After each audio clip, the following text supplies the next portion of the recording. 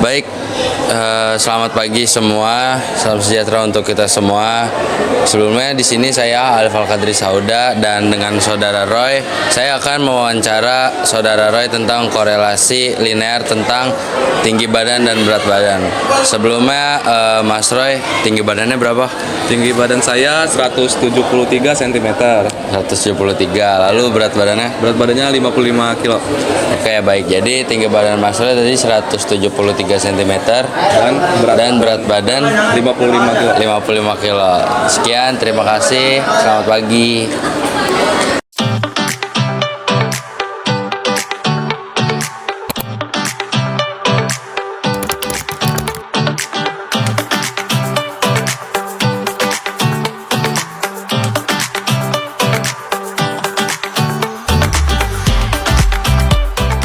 Assalamualaikum warahmatullahi wabarakatuh. Perkenalkan, di sini kami dari kelompok 1 Proyek Matematika Regresi Linear. Sebelumnya di sini anggota kelompok kami ada saya Alif Al-Qadri Sauda, Rafa Mahesa, Suban Muhammad, Muhammad Hafiz, Nanda Hidayat, dan Dea Lova. Oke, jadi di daftar isi ini ada regresi linear, diagram pancar, garis base fit, korelasi, dokumentasi hasil data, pers regresi, dan menghitung pers regresi. Oke, lanjut ke regresi linear. Jadi metode statistik yang digunakan untuk menganalisis hubungan antara variabel dependen Y dan variabel independen X. Jadi diagram pencar itu dalam statistik hubungan antara dua atau lebih variabel sering dianalisis, terutama ketika data terdiri dari dua variabel kuantitatif. Diagram yang digunakan untuk menyajikan data tersebut adalah diagram pencar. Misalnya, ketika kita mengumpulkan data X dan Y, pasangan X dan Y dipetakan dalam koordinat kartesius sehingga membentuk diagram pencar yang pola titik-titiknya menggambarkan hubungan antara kedua variabel.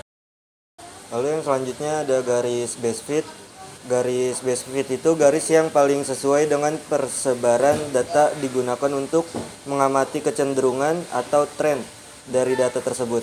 Di antara semua garis yang dapat dibentuk, hanya ada satu garis yang paling tepat, yang disebut sebagai garis base fit. Ada korelasi. Korelasi adalah ukuran sejauh mana dua variabel berkaitan. Yang pertama itu ada korelasi positif, akan membentuk arah garis naik dari kiri ke kanan. Nilai korelasi positif sempurna adalah 1. Yang kedua ada korelasi negatif, akan membentuk arah garis turun dari kiri ke kanan.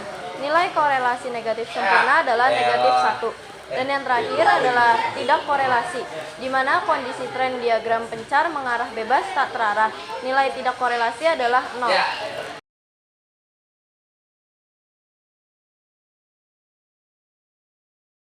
Di sini ada hasil data.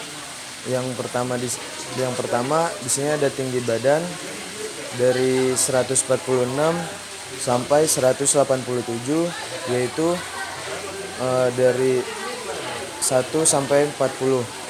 Yang kedua ada berat badan dari 40 sampai 54 yang berjumlah 40 juga. Dan analisis data berdasarkan buatlah diagram pencar dan garis base fit. Yang kedua, bagaimana tren data pada diagram tersebut. Dan yang ketiga, bagaimana korelasi antara tinggi badan dan berat badan.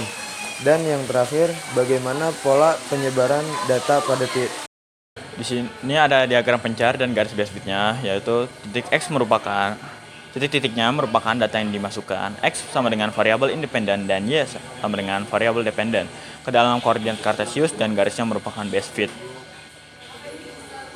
Di sini datanya memiliki analisis seperti di slide sebelumnya, slide 9, yaitu pertama ada tren datanya yang berbentuk linear dan arah garisnya naik dari arah ke kiri ke kanan.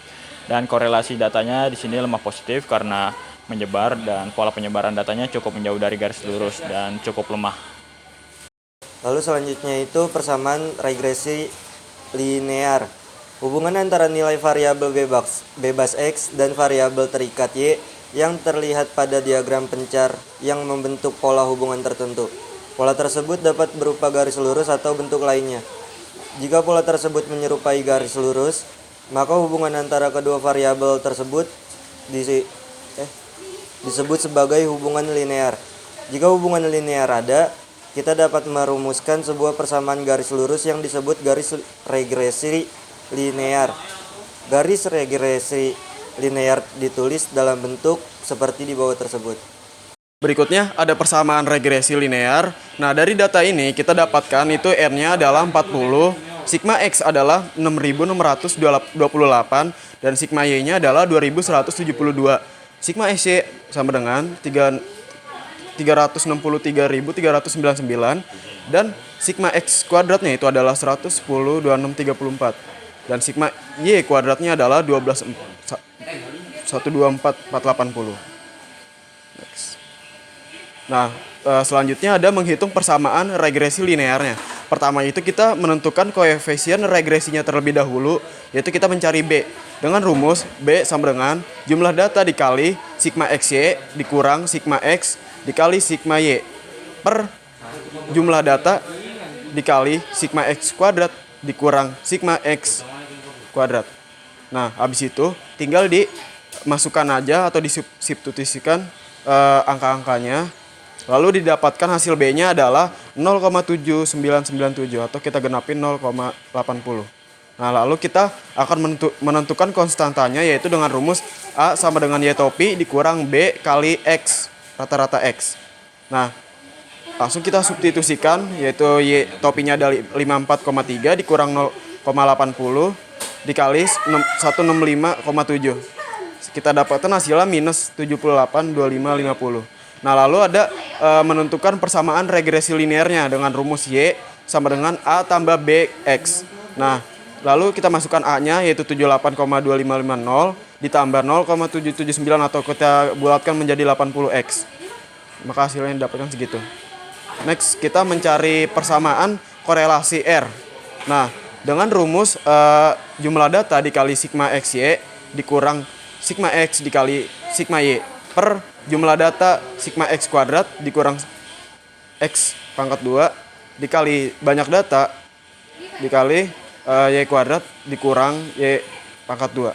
Nah, lalu kita substitusikan yaitu N-nya adalah 40, sigma X-nya 36379, sigma X-nya 6628, Y-nya 172, X-nya 11102634, Y kuadratnya 124480. Nah, lalu kita masukkan aja. Hasilnya kita dapatkan adalah 0,653. Dan terakhir ada kesimpulan. Regresi linear digunakan untuk menganalisis hubungan antara variabel dependen Y dan variabel independen X. Berdasarkan hasil proyek matematika kami, dapat disimpulkan bahwa data menunjukkan tren linear yang lemah positif, di mana grafiknya naik dari arah kiri ke kanan.